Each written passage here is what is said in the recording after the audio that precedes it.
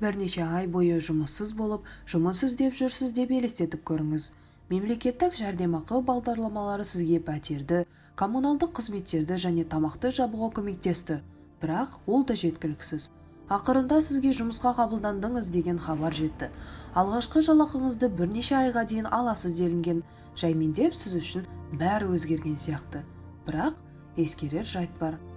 Жаңа жұмысыңыз сізді жәрдемақы бағдарламаларынан бас тартуға жеткілікті төлегенімен, шығындарды жабу үшін көмектеспейді. Одан сорақысы, сіз кеңседе болғаныңызда жұмысқа келер жолға және де бала күтіміне өзіңіз ақы төлеуіңіз керек. Әйтеуір, қазір жұмыссыз кезге қарағанда ақшаңыз азырақ. Экономистер бұл құлдыратушы жағдайды әл-ауқат тұзағы деп атайды. Бұл дүние жүзіндегі миллиондаған адамдарға әсер ететін көптеген кедейлік тұзақтарының бірі. Кедейлік тұзақтары ұрпақтар бойына кедейшілікті сақтайтын экономикалық және экологиялық құбылыс. Кейбір кедейлік тұзақтары күнделікті тағамға немесе білімге қол жетімсіздіктің салдары сияқты жеке жағдайларға байланысты. Басқалары сыбайлас жемқорлық айналымы немесе климаттың өзгеруі сияқты бүкіл халыққа әсер етуі мүмкін. Ең қызығы, әл-ауқат тұзақтары кедейлікпен күресуге бағытталған саясаттан туындайды. Тарихтағы қоғамдардың көпшілігі кедей халықтың негізгі қажеттіліктерін қанағаттандыру үшін кейбір стратегиялар қолданды.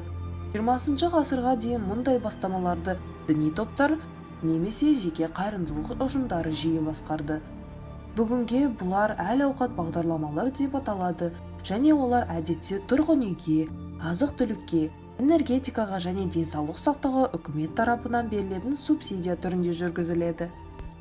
Әдетте бұл бағдарламалар арнайы тексеріледі, яғни белгілі бір кіріс деңгейінің төмен адамдар ғана жеңілдіктерге құқылы. Бұл саясат көмекке мұқтаж адамдарға көмек көрсету үшін жасалған.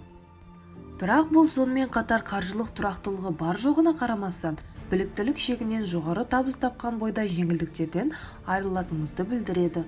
Бұл тұйық цикл кедейлікте жүргендерге де, одан тысқарыларға да зиянды. Негізгі экономикалық модельдер адамдарды өз таңдауына құны мен пайдасын өлшейтін және алға қарай ең тиімді жолды таңдайтын ұтымды субъектілер деп болжайды. Егер кедейлікте жүргендер жұмыс істеуден пайда таппайтынын білсе, олар үкіметтің көмегін алуды жалғастырады. Әрине, адамдар көптеген себептермен, соның ішінде қоғамдық нормалар мен жеке құндылықтармен жұмыс істейді. Бірақ табыс мөлшері жұмысқа орналасу алдындағы басты себеп болып табылады. Ал жаңа жұмыс орындарына азырақ адам кіріскенде экономика бәсеңдеп, адамдарды кедейшілікте ұстайды және адамдарды кедейшілік шегіне итермелейді. Кейбіреулер бұл кері байланыс циклін мемлекеттік көмек бағдарламаларын толығымен жою арқылы жеңуге болатынын айтады. Бірақ көпшілігі бұл шешімнің мүмкін екендігіне және ізгі ниетті екендігіне күмән келтіреді. Ендеше адамдарды жұмыс істегені үшін жазаламайтындай жеңілдіктерді қалай құртуға болады?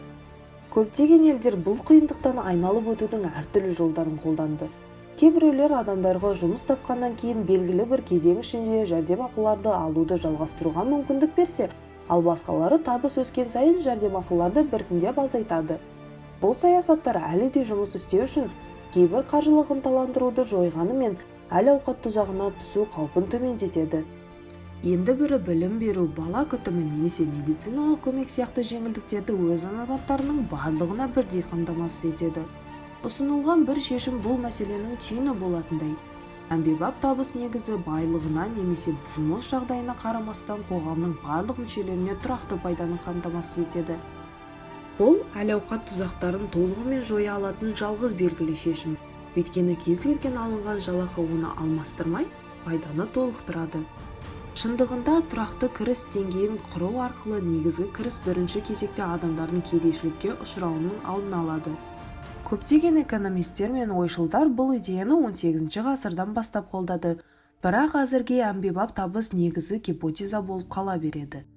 Бұл кейбір жерлерде шектеулі ауқымда қолданғанымен, жергілікті эксперименттер мен саясаттың бүкіл елде немесе планетада қалай болатыны туралы көп мәлімет бермейді. Үкіметтер қандай саясатты ұстанса да, әл-ауқат тұзағын шешу адамдардың өкілеттілігін құрметтеуді талап етеді.